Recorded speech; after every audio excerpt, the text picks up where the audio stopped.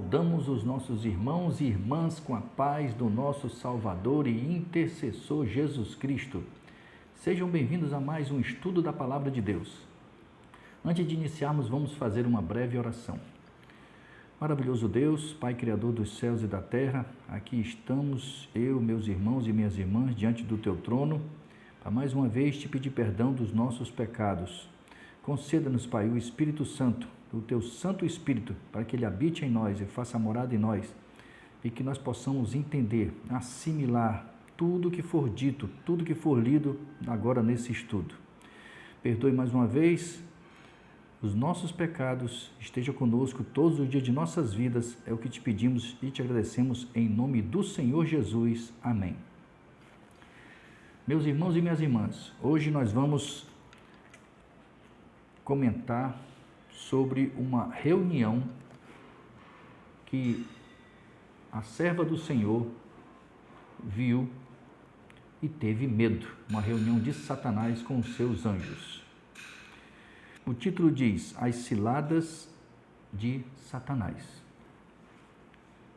Ao se aproximar o povo de Deus dos perigos dos últimos dias, faz Satanás ardorosa consulta com seus anjos quanto ao plano de maior êxito no sentido de lhes transtornar a fé.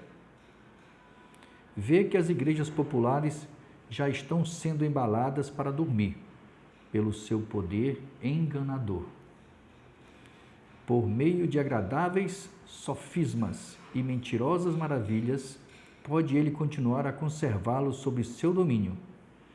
Dirige, portanto, seus anjos para que lancem suas ciladas, especialmente para os que aguardam o segundo advento de Cristo, ou seja, a segunda vinda de Cristo, e se estão esforçando para observar todos os mandamentos de Deus.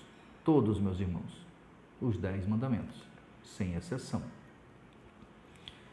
Diz o grande enganador, presta atenção o que ele disse para os seus demônios, que eram anjos e foram expulsos do céu. 1/3, ou seja, 33%, os que são milhares e milhares de demônios, que são espíritos, que usam as pessoas como marionetes.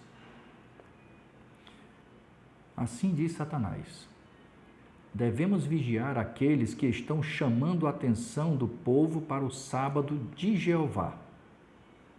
Eles levarão muitos a ver a exigência da lei de Deus, e a mesma luz que revela o verdadeiro sábado revela também o ministério de Cristo no santuário celestial, que Ele está intercedendo por mim e por você junto ao Pai. E revela que a última obra para a salvação do homem está agora indo avante. Veja o que ele diz mais: conservai nas trevas a mente do povo até que esta obra termine, e teremos conseguido o mundo e a igreja também. O sábado, que é mandamento, é a grande questão que deve decidir o destino das almas. Devemos exaltar o sábado criado por nós, que é o domingo, que vai ser criado, que hoje se guarda, a maioria guarda o domingo, e vai se tornar lei. Temos feito com que ele seja aceito tanto pelos mundanos como pelos membros da igreja. Deve agora a igreja ser levada a unir-se com o mundo em sua defesa. Devemos trabalhar por meio de sinais e maravilhas para lhes cegar os olhos quanto à verdade e levá-los a pôr de lado a razão e o temor de Deus e a seguir os costumes e tradições de homens. Influenciarei os ministros populares a desviar dos mandamentos de Deus a atenção dos ouvintes. Aquilo que as Escrituras declaram ser uma perfeita lei de liberdade será representado como um jugo de servidão. O povo aceita as explanações das Escrituras de seus ministros e não investiga por si mesmo. Nós não estudamos. Nós temos que investigar, meu irmão, minha irmã, por nós mesmos. Por isso que não vai haver desculpa para os perdidos. O que é que vão dizer? Senhor, eu ia à igreja, eu louvava, eu dizimava, mas não examinava as Escrituras conforme ele pediu. Portanto, operando por meio de seus ministros, posso dominar o povo de acordo com a minha vontade. Ou seja, o povo, a maioria, vai seguir os pastores. E vão dizer amém para os pastores. Mas nossa principal preocupação é silenciar esta seita de observadores do sábado. Viu? Ele chama de seita. Todo aquele que guarda, seja adventista ou não, os mandamentos de Deus, é seita. Vamos ver aqui o que diz na Bíblia? Abram suas Bíblias, meus irmãos e minhas irmãs. Vamos ouvir a voz de Deus. Vamos abrir a Bíblia em Atos. Atos, capítulo 24, o verso 5 e 14, onde o apóstolo Paulo, ele estava perante as autoridades, sendo acusado de participar de uma seita. Seita essa que era seguida, eles eram seguidores de Cristo, e eles eram acusados de participar de uma seita. Assim diz o Senhor. Olha o que disseram para Paulo. Porque tendo nós verificado que este homem é uma peste e promove sedições entre os judeus esparsos por todo o mundo, sendo também o principal agitador da seita dos nazarenos. Satanás, desde aquele tempo, ele tem mais de 6.000 anos, então ele sempre vai acusar os guardadores dos mandamentos de Deus de seita. Verso 14, olha a resposta de Paulo. Porém, confesso-te que, segundo o caminho a que chamam seita, assim eu sirvo ao Deus de nossos pais, acreditando em todas as coisas que estejam de acordo com a lei e nos escritos dos profetas. E assim também podem me chamar de seguidor de seita. Eu não quero me perder. Seguindo a reunião do que Satanás, falando aos seus demônios, ele diz o seguinte: devemos excitar contra eles a indignação popular. Alistaremos ao nosso lado grandes homens e homens sábios, segundo o mundo, e induziremos aos que estão em autoridade a executar os nossos propósitos. Então, o sábado que eu estabeleci, que é o domingo, será forçado pelas leis mais severas e obrigatórias. Os que as desrespeitarem serão tocados das cidades e vilas e levados a passar fome e privação. Uma vez que tenhamos o poder, mostraremos o que podemos fazer com o que não se desviam de sua fidelidade a Deus. Levamos a Igreja Romana a infligir prisão, torturar e a morte aqueles que recusavam seguir aos seus decretos. E agora que estamos pondo as igrejas protestantes e o mundo em harmonia com esse braço direito da nossa força, finalmente temos uma lei para exterminar a todos os que não se submeterem à nossa autoridade. Quando se fizer da morte a penalidade da violação do nosso sábado, que é o domingo, então muitos dos que agora estão nas fileiras dos observadores dos mandamentos passarão para o nosso lado. Ou seja, muitos guardadores de sábado, falo até da minha igreja, que não são verdadeiramente convertidos e sim convencidos, passarão pelo lado do inimigo. Vão abrir mão dos mandamentos de Deus e vão adorar e guardar o domingo criado por Satanás. Mas antes de adotarmos estas medidas extremas, devemos exercer toda a nossa sabedoria e sutileza para enganar os que honram o verdadeiro sábado e engodá-los. Podemos separar muitos de Cristo pela mundidade, luxúria e orgulho. Podem julgar-se salvos, porque creem na verdade. E assim está lá, meu irmão, minha irmã. Você pode ver em Apocalipse, a igreja de Laodiceia. O que é que Deus fala? Leia depois. Então, se acham salvos porque creem na verdade. Mas a condescendência com o apetite, as paixões mais baixas que confundirão o juízo e destruirão o discernimento, causar-lhes-ão a queda. Ide, fazei com que os donos de terra, isso ele orientando os demônios dele, ide, fazei com que os donos de terras e de dinheiro se embriaguem com os cuidados desta vida. Apresentai o mundo diante deles em sua mais atraente luz, que acumulem o seu tesouro aqui, onde Deus nos diz que o nosso tesouro está no céu, onde a traça não come, nem o ouro nem a prata. E fixe-se sua atenção sobre as coisas terrenas. Devemos fazer o máximo para evitar que os que trabalham na causa de Deus obtenham meios para usar contra nós. Ele vai tentar, meu irmão, minha irmã. Ele está tentando e está levando muitos à morte. Está destruindo muitos aqueles que não estão em cima da rocha que é Cristo. Por isso que nós temos que verdadeiramente nos fortalecer em Cristo, porque os que estão superficialmente vão cair. Conservai o dinheiro em nossas primeiras fileiras. O dinheiro, onde na sua palavra Deus diz que nós temos que ganhar o suficiente para nos alimentar e vestir. Nós, meu irmão, minha irmã, os verdadeiros seguidores de Cristo, nós não temos que pensar em enriquecer, em ter mais casas, ganhar dinheiro. Isso tudo Satanás usará contra nós. Quanto mais dinheiro obtiverem, tanto mais prejudicarão nosso reino, tirando de nós os nossos súditos.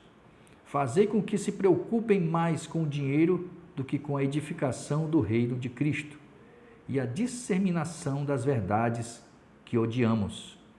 E não precisamos manter-lhes a influência, pois sabemos que toda pessoa egoísta e cobiçosa cairá em nosso poder. E finalmente se separará do povo de Deus.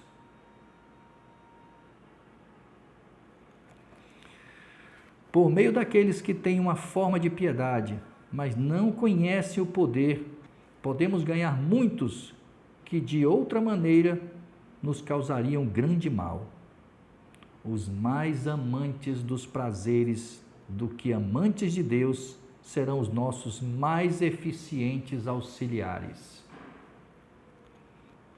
Os que pertencem a essa classe forem mais aptos e inteligentes, servirão de chamariz para atrair outros para as nossas ciladas.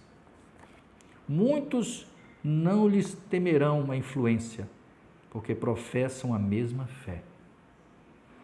Levá-los-emos, então, a concluir que as reivindicações de Cristo são menos estritas do que uma vez creram, e que pela conformação com o mundo exercerão maior influência sobre os mundanos. Assim se separarão de Cristo, então não terão forças para resistir ao nosso poder e dentro de pouco tempo estarão prontos para ridicularizar o seu antigo zelo e devoção. Enquanto não for dado o grande golpe decisivo, devem nossos esforços contra os observadores dos mandamentos ser incansáveis. Devemos estar presentes em todos os seus ajuntamentos Meu irmão, minha irmã, só tem um lugar que Satanás não entra mais, é no céu. Lá em Jó, quando tinha reunião no céu, Satanás ia representando a terra. Representatividade essa que foi entregue por Adão, que Cristo tomou essa representatividade na cruz quando ele morreu. Mas aqui na terra, todo lugar, todos os cultos, todas as reuniões, ele está presente. E lá, debochando de muitos de nós que estão dentro da casa de Deus, mas estão em pecado. Muitos de nós que estão dentro da casa de Deus estão fracos espiritualmente, precisando de apoio, de ajuda, mas não tem forças para procurar um irmão ou uma irmã, ou pastor, ou até mesmo o Senhor. É Ele que nos sustenta, é Ele que é a rocha, Jesus Cristo. E são fáceis, presas fáceis para Satanás e seus demônios.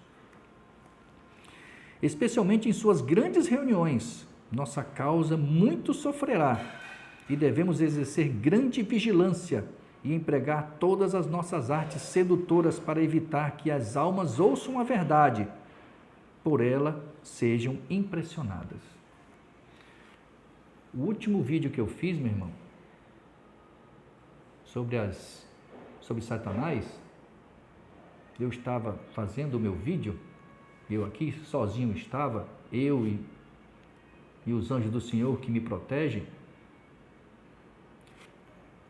Aqui na minha frente, porque eu editei o vídeo, eu tirei a porrada na porta. 2 porradas foram dadas na porta. Mas eu continuei. Ele não está feliz, porque eu estou desmascarando ele. Ele não está feliz.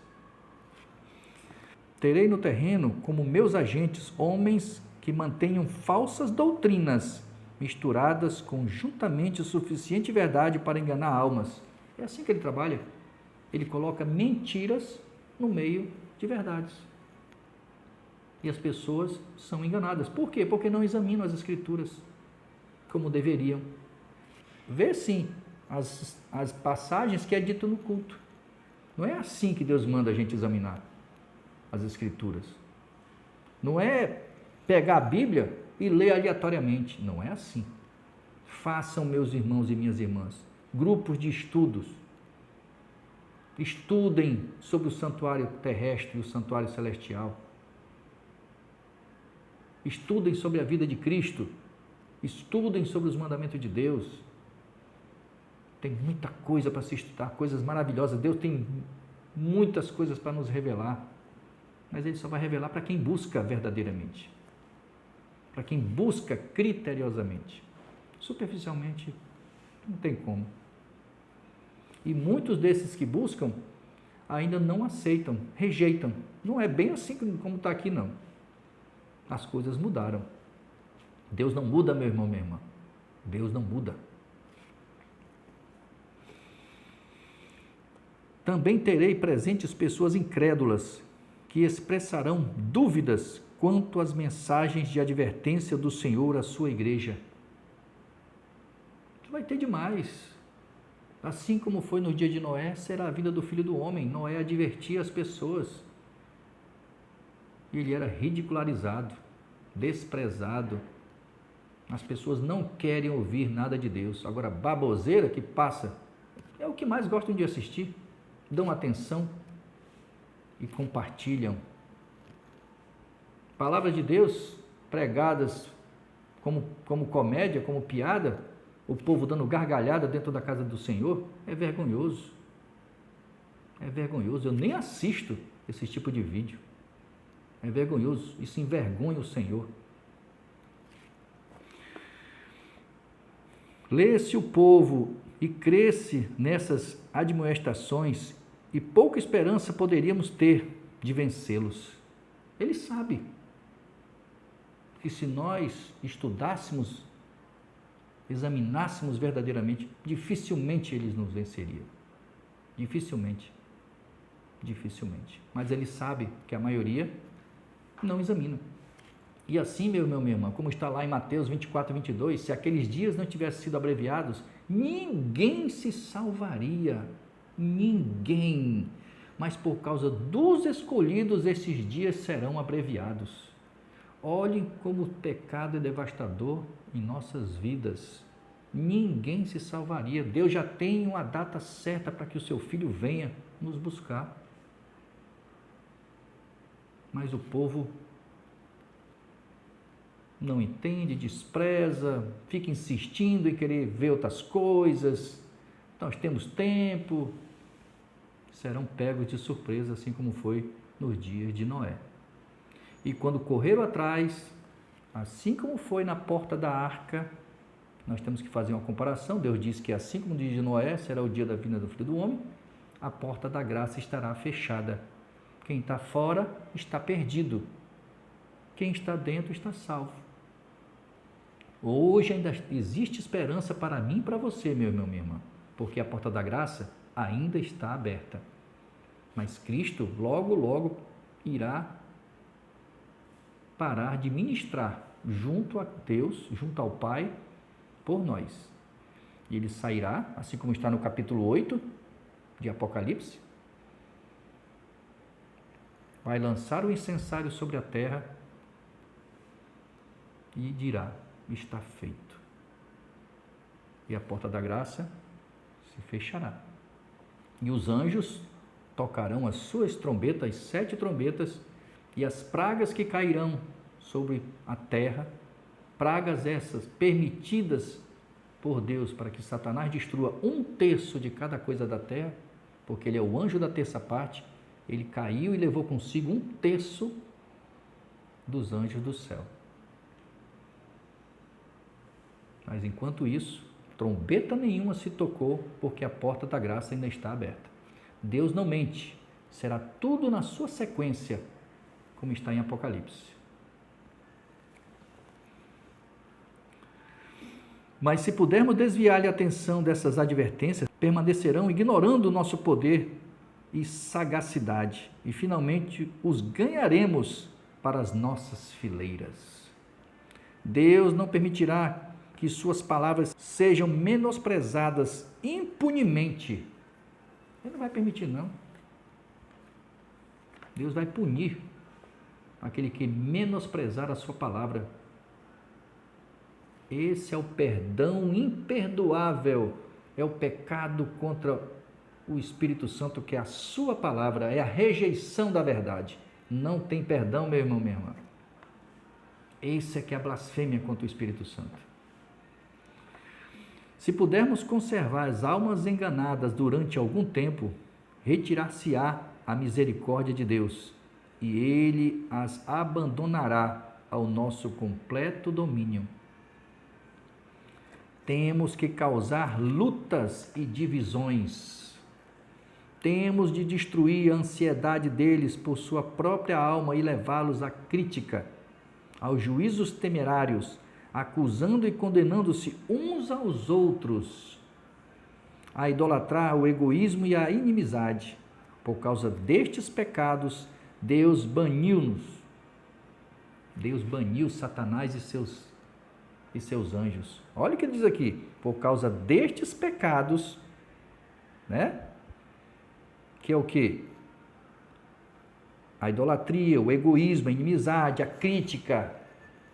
Deus baniu-nos da sua presença, e todos quantos seguirem o nosso exemplo terão a sorte idêntica. Testemunhos para ministros e obreiros evangélicos, página 472 a 475. Meu irmão e minha irmã, se nós temos que ser exemplos, seguir exemplo de Cristo, muitas decisões que ocorrem em nossas igrejas não são a vontade de Deus. Vou dar um exemplo aqui, não vou citar nomes. Um pastor cai.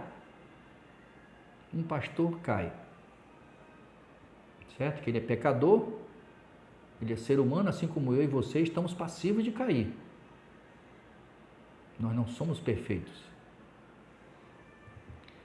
A igreja bane, pune severamente esse pastor, excluindo ele da igreja. A pergunta que eu faço a vocês, meus irmãos e minhas irmãs: o que Cristo faria? Ele excluiria essa pessoa? Ele ia banir essa pessoa da sua igreja? Assim como membros que não frequentam mais a igreja são excluídos da igreja. Ou há a votação e são excluídos da igreja. Isso era a vontade de Deus? Jesus faria isso? Ou Jesus iria atrás das suas ovelhas? Jesus não nos perdoaria? Ah, tá, eu te perdoo, mas fica lá mesmo. Assim como o pastor. Eu te perdoo, mas tu está excluído da igreja. Sabe por quê, meu irmão, minha irmã? Que não deixam esse pastor ficar? Porque eles vão se preocupar com o que a maioria do povo vai dizer. Isso vai fazer com que a igreja, os membros saiam ou sejam mais criticados pelo povo que está de fora, que não conhece a verdade. Então, assim, nós temos que agir, meu irmão, minha irmã, conforme a vontade do Senhor. E Satanás dá gargalhada quando nós nos preocupamos mais em seguir, em nos preocupar com o que os outros vão pensar do que o que Deus nos orientaria a fazer. E criamos manuais, orientações de livros, não confere com o que a palavra de Deus diz. É desse jeito. E vamos com isso agradando a Satanás e seus demônios, dando trela para eles. Então, meu irmão, minha irmã, vigiai, fuja da ambição, fuja de sonhos de criar, de ter mais bens, de ganhar dinheiro, porque isso vai te afastar de Deus e me afasta também se eu for no mesmo caminho. Temos que vigiar, meu irmão. Satanás sabe que lhe resta pouco tempo e o número de pessoas que morrem perdidos e que estão aí vivas, mas estão do lado do inimigo, são demais, são muitos, tanto que os perdidos serão como a areia do mar, porque a maioria não tem tempo para Deus, e as coisas acontecendo, o número de terremotos aumentando, o número de tsunamis aumentando, os vulcões entrando em erupção, são pragas, pandemias, para ver se o povo desperta, mas não desperta. Estão dormindo, sonolentos, assim como Cristo chama a todos para seguirem, e assim ele diz para aquele que ele chamou, e disse: venha e me siga. Ele disse: não, deixa eu sepultar meu pai. Jesus disse: deixe que os mortos sepultem os seus mortos, porque a maioria estão mortos espiritualmente. Obrigado mais uma vez pela atenção, pelo carinho, que possamos nos esforçar para obedecer, porque os desobedientes não conseguirão vencer. Deus te abençoe, meu irmão, minha irmã. Deus te abençoe. Em nome do Senhor Jesus. Amém.